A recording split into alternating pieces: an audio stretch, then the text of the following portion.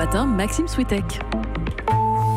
Et à la une ce matin, et vous, qu'en pensez-vous? Que pensent les voyageurs de la réforme qui s'annonce à la SNCF? Nous vous entendrons dès le début de ce journal, alors que le gouvernement veut aller vite en passant par les ordonnances et alors que les syndicats promettent déjà une grève dure. Le froid, 300 abris retrouvés morts, température encore négative ce matin sur quasiment tout le pays. Vous verrez qu'en Belgique, plusieurs maires ont pris une décision radicale. Ils font arrêter, interpeller les SDF qui dorment dehors pour les mettre à l'abri.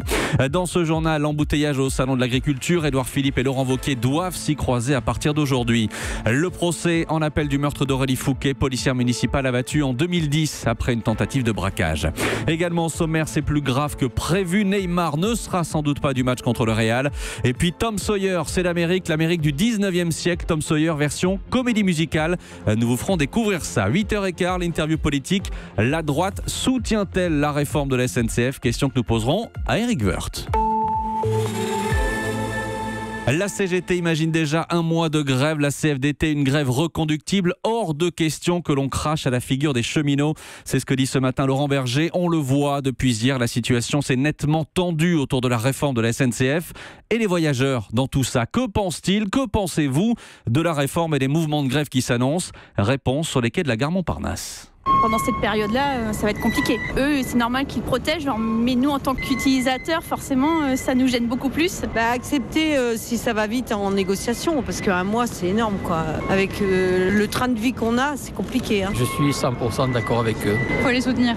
Oui, bien sûr qu'il faut les soutenir. Ça ne me gêne pas du tout de faire des voyages, soit avec mon véhicule personnel, soit autrement, peut-être en avion, on verra. Ma foi, pourquoi pas, oui. Ne plus prendre le train, se battre et être avec eux, parce qu'il y a quand même du monde qui y travaille, pour faire comprendre à la direction que, voilà, il faut faire quelque chose pour empêcher tout ça. Réaction de voyageurs recueillie par Marion Jordt. La réforme se fera avant l'été, a dit le Premier ministre, par ordonnance pour aller vite. Le statut de cheminot va disparaître pour les nouveaux embauchés et il va falloir réduire la dette de 46 milliards. La dette et les coûts, je cite Édouard Philippe.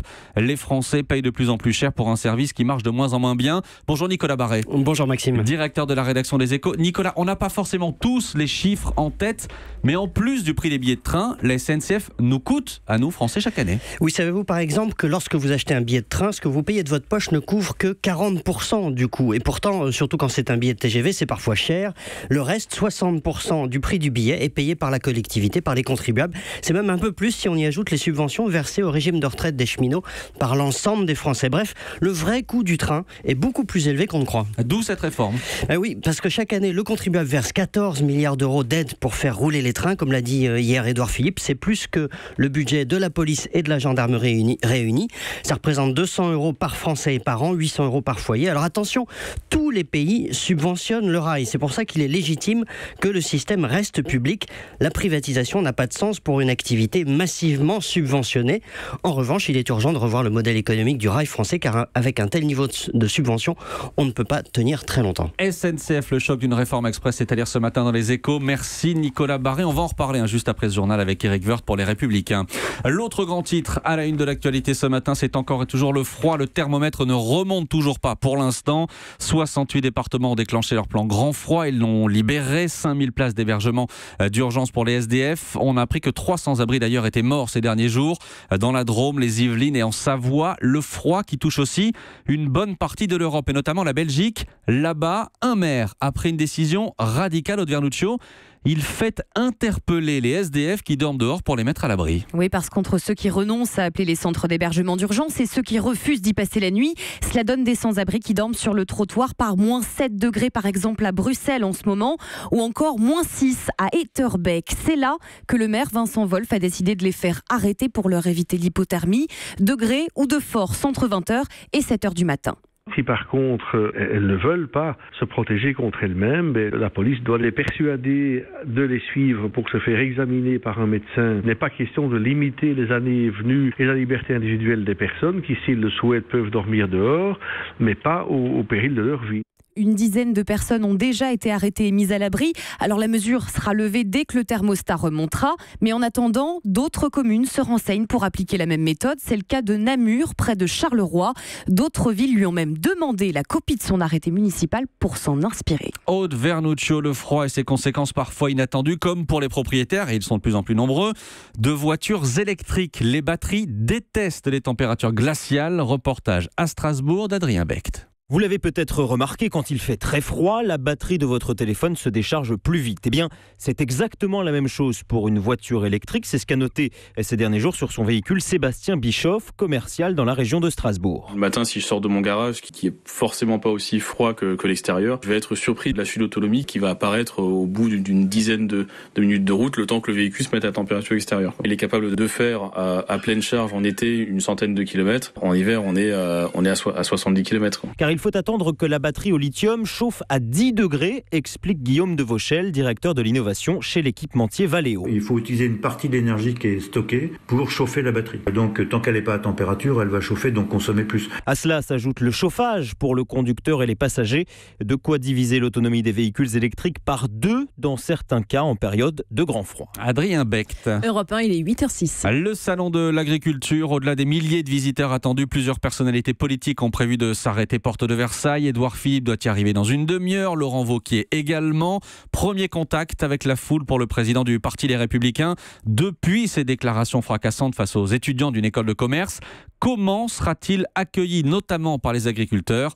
On voit ça avec François Geffrier. Le style Laurent Wauquiez, avec ses propos très cash devant des étudiants, ça n'a pas trop plu à Romain et Frédéric, éleveurs de vaches Primolstein venus du Loir-et-Cher. Qu'est-ce qu'il a voulu dire à ses élèves et qu'est-ce qu'il en pense quand il vient ici justement se montrer devant les caméras ? Est-ce qu'il y a une différence de discours ou pas ? Si c'est du franc-parler ou si c'est un peu critiquer les autres pour essayer de s'imposer, de faire sa place, du mal un peu à faire la part des choses. Parmi les éleveurs, pas mal d'électeurs de droite, parfois déboussolés par le nouveau chef des Républicains. C'est pas le digne remplaçant de Sarkozy, quoi. Je pense que Sarko, il a vraiment défendu les intérêts des Français. Au niveau de l'Europe, il nous a vraiment défendus. Mais Wauquiez, il faut qu'il fasse ses preuves, mais pour l'instant, il a les dents longues.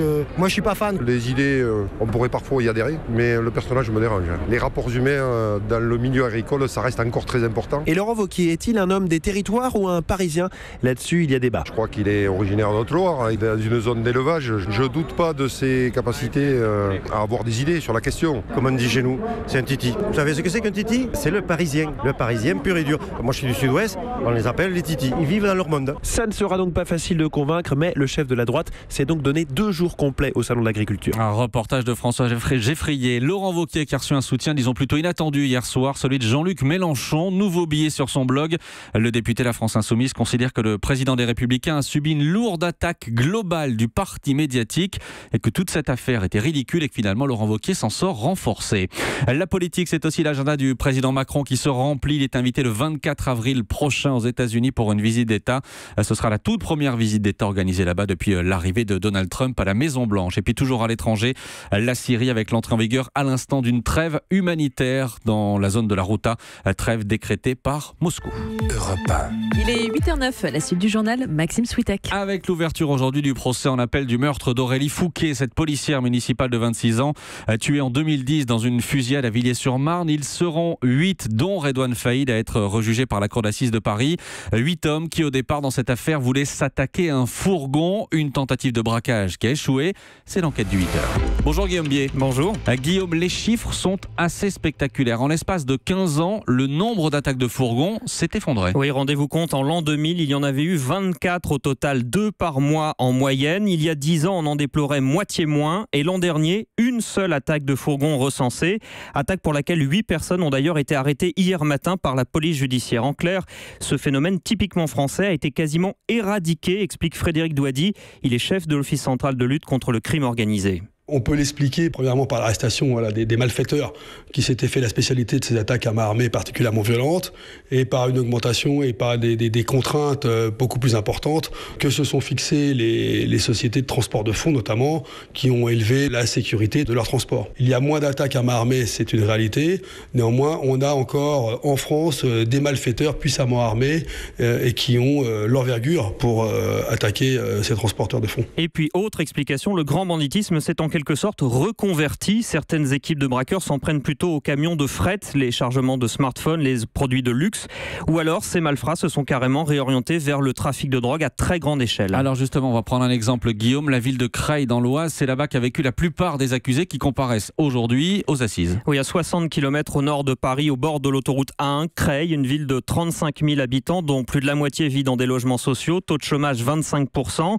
C'est dans ces quartiers sensibles qu'a grandi le célèbre braqueur de fourgons Redouane Faïd. Mais aujourd'hui, la grande délinquance du plateau de Creil a complètement changé, selon Jérôme Pierrat, spécialiste du banditisme des cités. Creil, c'est aujourd'hui une des capitales du nouveau banditisme. C'est très étonnant, puisque c'est des quartiers populaires au milieu des champs. Mais aujourd'hui, sortent des bars HLM de Creil quelques-unes des plus grosses équipes d'importateurs de cannabis en France. Parce qu'ils ont une place assez stratégique dans ce nord de la France. Enfin, ils sont entre Reims, Amiens, la banlieue parisienne. Il y a une espèce d'immense bassin comme ça de consommateurs qui est un peu perdu. En plus, c'est évidemment un peu un désert policier et judiciaire. Il y a une petite équipe de PJ quand même, situé au commissariat de Creil, mais c'est à peu près tout. C'est pour cette raison que la police judiciaire va y implanter une BRI, une brigade de recherche et d'intervention sera installée à Creil dans les mois qui viennent. Une trentaine de policiers d'élite pour appuyer la lutte contre ce néo-banditisme lié au trafic de drogue. Enquête de Guillaume Bier avec l'aide du service police-justice d'Europe 1. Merci Guillaume. Le sport avec le PSG qui va devoir faire sans Neymar pour le match retour de Ligue des Champions face au Real Madrid la semaine prochaine. Le club parisien a donné plus de précisions hier soir sur la nature de la blessure dont souffre le joueur. Entorse de la cheville droite, surtout fissure du 5e métatarsien, un petit os du pied. Alors quand on demande au docteur d'Europe 1, Gérald Kierzek, si Neymar a la moindre chance de jouer contre les Espagnols, voici sa réponse. Un patient qui aurait une fracture du 5e métatarsien, il est immobilisé pendant 4 à 6 semaines, puisque l'objectif c'est de ne pas aggraver, de ne pas déplacer la fracture. Donc on va l'immobiliser, on va le plâtrer concrètement pour éviter que ça bouge. Chez un sportif de haut niveau ou un athlète, ça peut être une intervention chirurgicale pour fixer le morceau de métatarse. En tout cas, si un de mes patients avait une fracture du métatarse, pendant 4 semaines, il n'est pas question de faire une activité sportive. Voilà, le PSG sans doute sans Neymar la semaine prochaine, le docteur Kierzek avec Justin Morin. Un monument de la littérature américaine dans ce journal. Tom Sawyer, peut-être connaissez-vous le livre de Mark Twain qui nous plonge dans l'Amérique rurale du 19e. Peut-être connaissez-vous le dessin animé. Voici la comédie musicale. Elle se joue au théâtre Mogador à Paris jusqu'au mois de mai. Thierry Geffrotin. Parce qu'il est trop bête, c'est un vrai. Comme le proclamait la pub pour une voiture, elle a tout d'une grande. Et c'est vrai que les producteurs ont tout mis en œuvre pour que Tom Sawyer soit une vraie comédie musicale. L'histoire, inspirée du roman de Mark Twain, le plateau artistique, la mise en scène et la musique, composée par un Français, Julien Salvia, et orchestrée par Larry Blanc, un Américain qui travaille régulièrement à Broadway. David Rosen est le metteur en scène de Tom Sawyer. Quand on l'a contacté, c'est vrai qu'on ne pensait pas qu'il allait forcément dire oui. Et quand il a entendu la partition, il a craqué sur le projet et il a décidé de nous suivre. Tout d'une grande donc, cette comédie musicale. Tom Sawyer a même un petit plus. À la fin des représentations, les 3 héros viennent à la rencontre du public pour une séance photo souvenir. Jimmy Costa-Savelli joue Tom Sawyer. Tous les pitchounours qui sont venus nous voir, on fait des photos, on fait des câlins, des bisous. Et c'est vrai que c'est toujours un plaisir de pouvoir voir le des spectateurs et de rencontrer juste le public. En fait, c'est vraiment cool.